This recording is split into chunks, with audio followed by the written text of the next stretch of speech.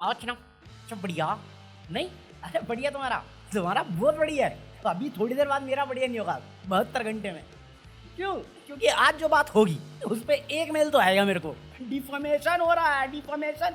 ए चुप है मुर्गी चोर, आगे अपना बच्चा संभाल साले। डिफॉर्मेशन कुछ नहीं है, रिपोर्ट कर रहा हूँ न्यूज़। हाँ जिनको नहीं मालूम ना, एक बंदा है यहाँ पे जिसका हम नाम नहीं ले सकते क्योंकि वो किसी का निजी मामला है, और अगर मैं नाम लूँ तो उसने एक कंपनी हायर कर रखी है। जैसे ही मैं नाम लेता हूँ और कुछ भी अगेंस्ट बोलता हूँ, 2-3 दिन में एक कंप्लेन आ जाती है कि भैया इस वीडियो को हटा दीजिए, हमारा क्लाइंट नाराज हो रहा है।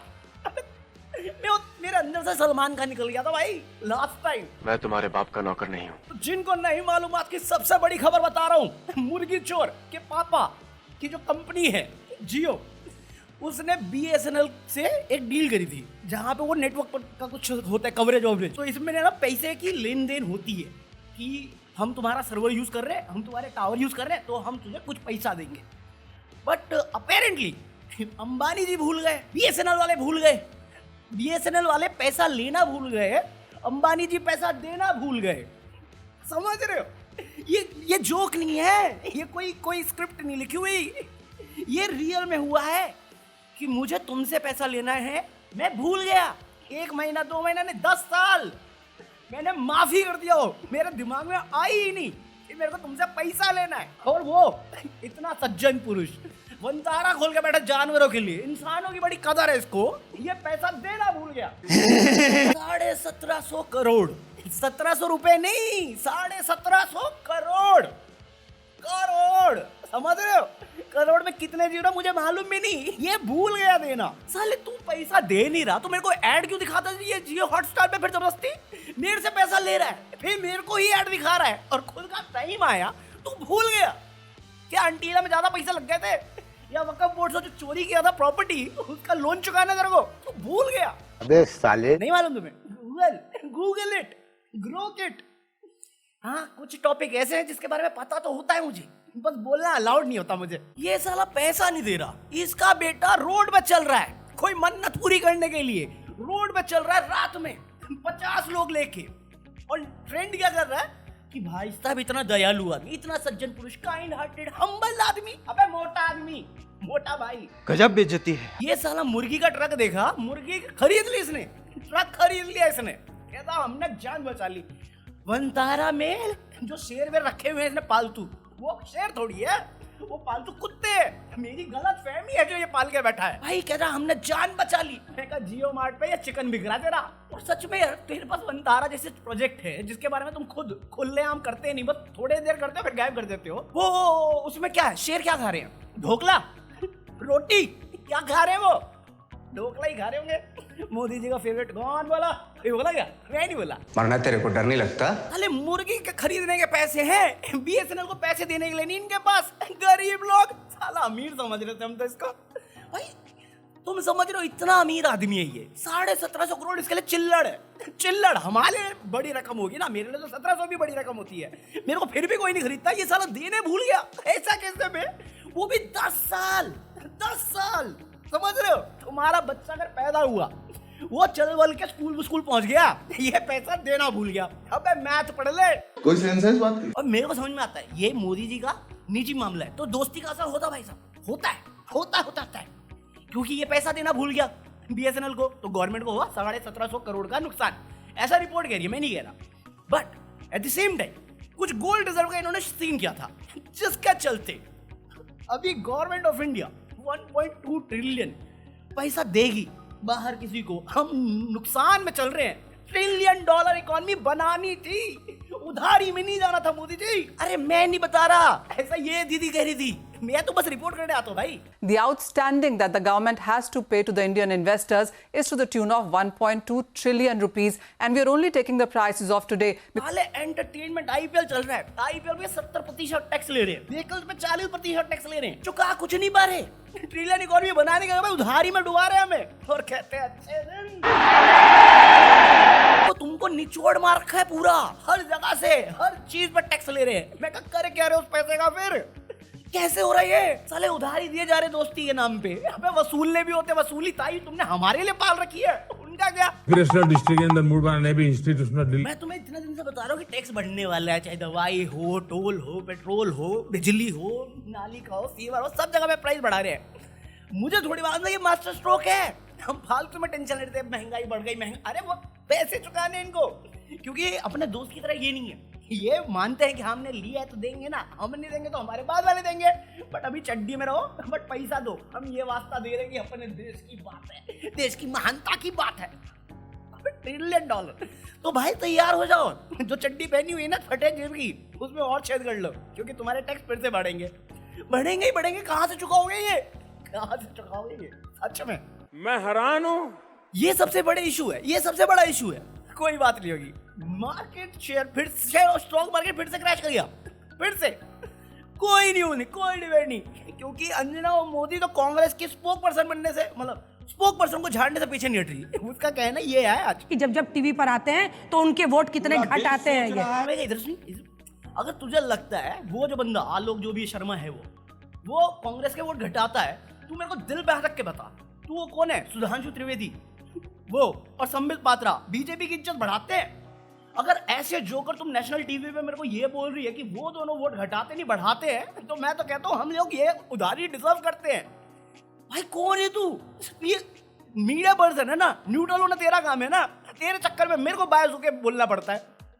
एक काम है, करोड़ों कमा रही है, लाखों कमा रही है, ये तेरी हर कोई आके मुंह पे बेइज्जती मार के जाता है और तू पलट के बोल देती है आपके साथ मैं हूं अंजना और ये इकलौती नहीं है जो झाड़ खा रही है, हर कोई खाता है। अभी ये खाई, फिर चित्रा त्रिपाठी आई, वो झाड़ खा रही है, क्योंकि इनको मुद्दा ही नहीं है भाई। इनका और कोई मुद्दा नहीं, हिंदू मुस्लिम सबसे बड़ा मुद्दा है। तो हमारी गिर गया, उधारी में हम डूब गए, उधारी का पैसा हम वसूल नहीं कर पा रहे, टैक्स पे हम टैक्स लगाए जा रहे हैं, दवाइयां महंगी कर रहे हैं, जो जरूरत है वो ही महंगी कर रहे हैं, इंश्योरेंस पे टैक्स लगा रहे हैं। ये सारे मुद्दे नहीं है इनके लिए। इनके लिए हिंदू मुस्लिम और वक्फ बोर्ड। भाई तुम मेरे को दिल पे हाथ रख के बताओ, जिनको नहीं मालूम, मेरे को नहीं मालूम वक्फ बोर्ड के बारे में ज़्यादा नहीं मालूम, बट अगर कोई ऐसी पार्टी आके मुझे बोले जिसमें खुद के कोई मुस्लिम मेंबर नहीं है कि हम ये जो ला रहे हैं ना वक्फ बोर्ड तुम्हारे माइनॉरिटी के लिए भले के लिए, हमारी खुद की पार्टी में हम सपोर्ट नहीं करते तुम्हें, बट तुम्हारे भले के लिए हमने किया है, तुम मानोगे, तुम जेन्युइनली मानोगे। और ऊपर से ये वो पार्टियां जो जुमले पे जुमला देती है, झूठ पे झूठ बोलती है और फिर कह रही तुम्हारे भले के लिए। मैं कहा हाँ बिल्कुल बिल्कुल।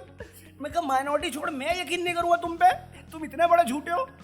अभी कुंभ का सीन देखो, कुंभ इतना बड़ा हुआ, महाकुंभ है, 144 साल 12 साल 13 साल में आने वाला था, महाकुंभ बना के बेच दिया तुम्हें।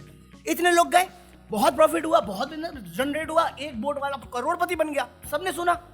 जीएसटी में रिफ्लेक्ट क्यों नहीं हो रहा? जीएसटी में क्यों नहीं रिफ्लेक्ट हो रहा? तुम्हारा अभी भी सेम ही चल रहा है। मतलब ऐसा है कि कुंभ हुआ, लोग गए, बिजनेस हुआ, धंधा हुआ, सबको फायदा हुआ, बस सरकार को नहीं हुआ। कैसे हुआ? कैसे हुआ मैं नहीं बताऊंगा। पार्लियामेंट में आज की ये डिस्कशन है, सारे नेता यही बात कर रहे हैं, वो मिसकोट कर रहे हैं पुराने इतिहास को। भाई कहीं का तमिलनाडु का केस है शायद, कि गवर्नमेंट जज ने एक ऐसी जजमेंट का रेफरेंस लेके वर्डिक्ट दी जो कभी एग्जिस्ट ही नहीं करती थी। पता नहीं, सुनने में आया था 2 दिन पहले मेरे को, मेरे पास है नहीं वो, बट सुनने में आया था मेरे को।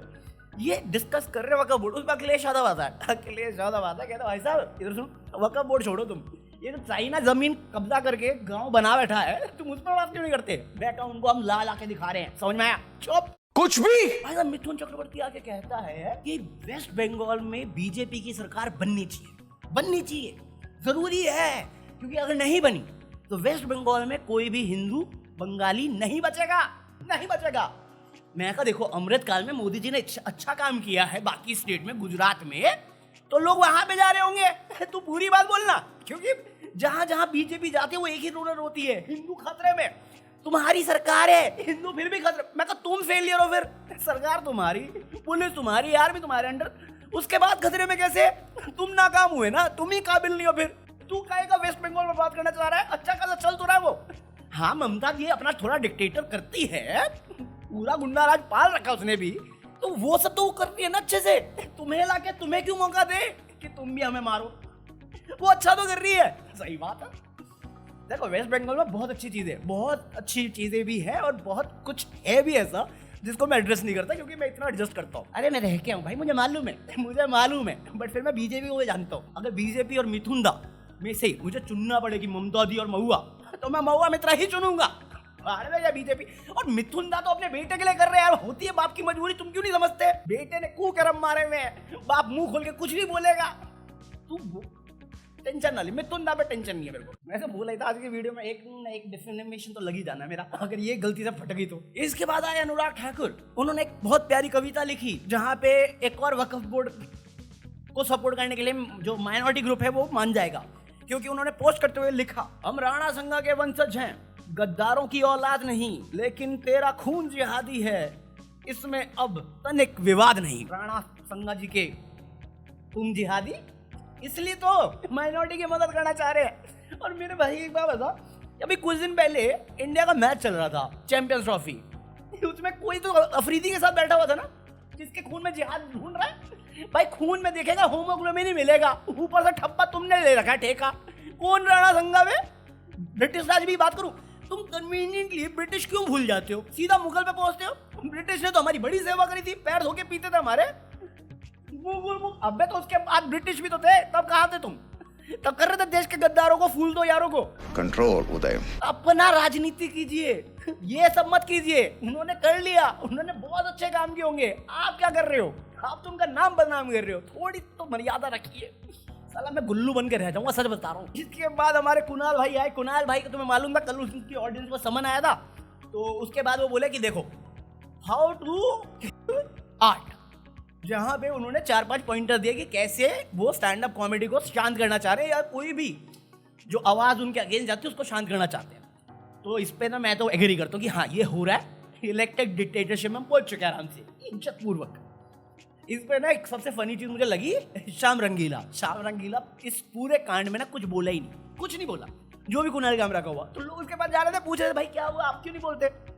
तो फाइनली वो बोला कि मैं क्या बोलूं, ये 5 में से 4 तो मेरे साथ ही हुआ है। ये तो हाल है इंडिया में स्टैंड अप कॉमेडी का, ये हाल है कि एक दिन जोक किया, अगले दिन FIR हो रखी है, वो भी मल्टीपल। कपिल मिश्रा 2020 में दंगे करवा के बैठ गया, भाषण दे के बैठ गया, 5 साल बाद भी पुलिस कहती है नहीं फंसाया जा रहा है, हम नहीं करते। अब मैं करना FIR, ऐसा जज कह रहा है, मैं नहीं कह रहा, मैं कुछ नहीं कह रहा भाई, मैं रिपोर्ट कर रहा हूँ। फिर वो समन वाला था तो उस पर आज रिएक्ट किया, मैं कहा कुणाल मेरे को इसलिए पसंद है, हर दिन आता कुछ एक ट्वीट करता फिर चला जाता है, मेरे को टाइटल दे जाता है।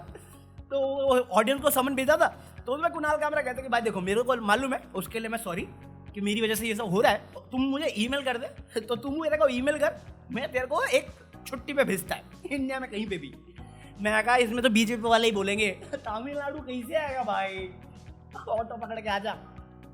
बट साला ये ना एक कमेंट आता है मेरे को डेली वीडियो में, हम होंगे कंगाल। जब मैंने ट्रिलियन वाला सुना ना कि उधारी में आ गए हम लोग गोल्ड के चक्कर में, और ये बढ़ेगा, घटने वाला नहीं है, मेरे अंदर से भी वही आया। लेकिन बात तो सही कही थी कुणाल कामरा ने। मन में नथुराम, हरकते आसाराम, हम होंगे कंगाल एक दिन। बस आज के लिए इतना कॉफी है, आई होप तुम लोगों ने एंजॉय किया हो। 8 मिनट हो गए हो, 10 मिनट हो गए हो, ज्यादा था नहीं आज, तो जो भी है यही है। तो एंजॉय किया हो तो लाइक कर देना, नए हो तो सब्सक्राइब कर देना। मैं मिलूंगा तुमसे कल, पीस आउट।